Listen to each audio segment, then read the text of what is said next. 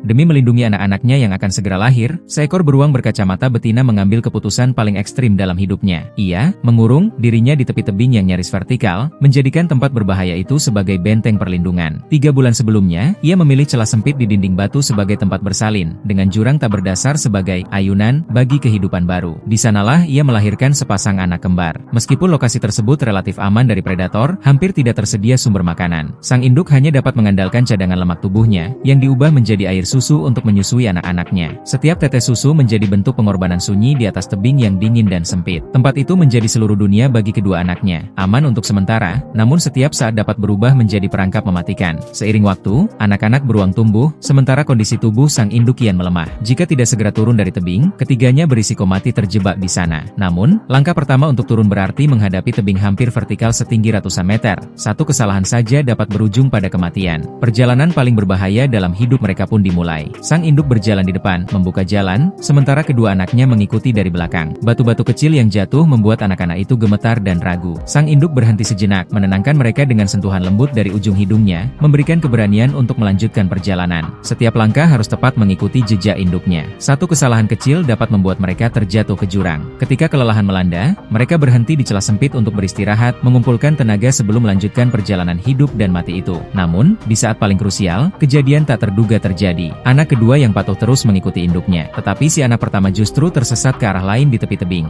Rasa takut langsung menguasainya. Suaranya menggema di lembah, memanggil sang induk, namun tak ada jawaban. Tanpa pilihan lain, ia harus mengandalkan instingnya sendiri untuk turun. Sementara itu, sang induk dan anak yang lain berhasil mencapai kaki gunung. Dengan cemas, induk itu memanggil anaknya yang hilang. Hingga akhirnya, dari sisi lain gunung, muncul sosok kecil. Anak yang tersesat itu berhasil selamat, menempuh jalur mustahil dengan kekuatan nalurinya. Bahaya terbesar akhirnya terlewati. Di kaki gunung, pohon-pohon berbuah lebat menjadi sumber makanan utama bagi beruang berkacamata. Kedua anak itu segera memanjat dan makan dengan lahap, melupakan ketakutan yang baru saja mereka alami, digantikan oleh rasa penasaran terhadap dunia baru. Selama hampir 2 tahun ke depan, mereka akan terus bersama induknya. Mereka akan mengingat jalur turun tersebut, lokasi tebing, dan waktu kemunculan makanan. Bertahun-tahun kemudian, ketika mereka menjadi induk, besar kemungkinan mereka akan kembali ke tebing yang sama untuk melahirkan, lalu membawa anak-anak mereka menempuh kembali perjalanan hidup dan mati itu. Alam tidak pernah memberi pelajaran secara langsung. Ia hanya menghadirkan jawaban, yang paling keras sekaligus paling penuh kasih. Kelangsungan hidup bukanlah kebetulan, melainkan siklus yang terus berulang dari generasi ke generasi.